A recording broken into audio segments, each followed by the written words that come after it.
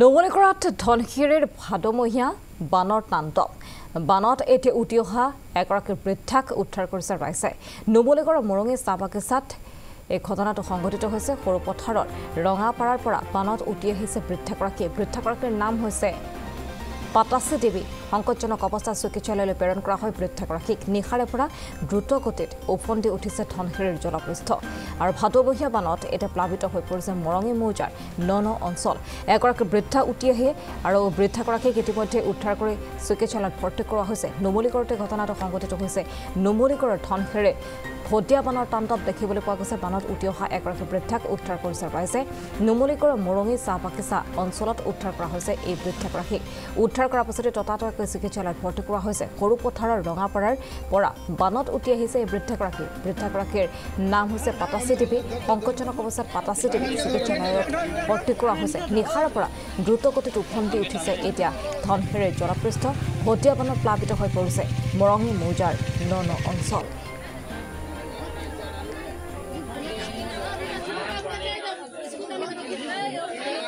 আমাৰ স্থানীয় যুৱকবিলাক যি কৰি ঢুকি আছে থকা সময়ত মহিলাজনী উটি অহা দেখিলে তাৰপিছত হাতটো দেখাৰ কাৰণে আমাৰ স্থানীয় যুৱক কৰি থৈ ঢুকি থাকোঁতে আমি উদ্ধাৰ কৰা হ'ল মহিলাজনীক বয়স অনুমান 60+ হ'ব আমাৰ মৰঙী বান আমাৰ ধনশিৰি এইটো তেওঁ মানে আমাৰ স্থানীয় আমাৰ বাগানৰ মেডিকেলত আনি ট্ৰিটমেণ্টটো দিয়া হৈছে খবৰ মই জনাইছিলোঁ তেওঁলোকে আহিম বুলি কৈছে আমি বৰ্তমান নদী বাঢ়িছে আমি খুৰি আনিবলৈ গৈছিলোঁ ডাঙৰ লগ আহিছিলে লগকেইটা ধৰিব গৈছিলোঁ আৰু লগ ধৰোঁতে আমি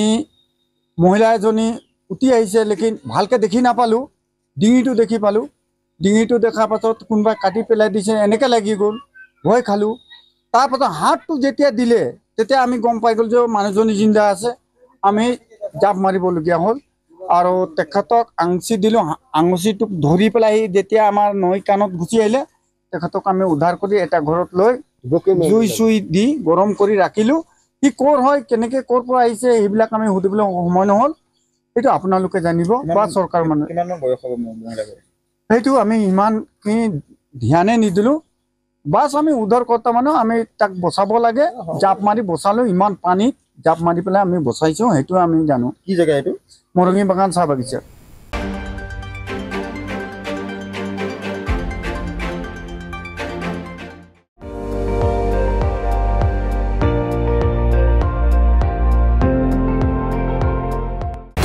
আপুনি চাই আছে ND24 সৰ্বশ্ৰেষ্ঠ নহয় সৰ্বোত্তমৰ দৌৰা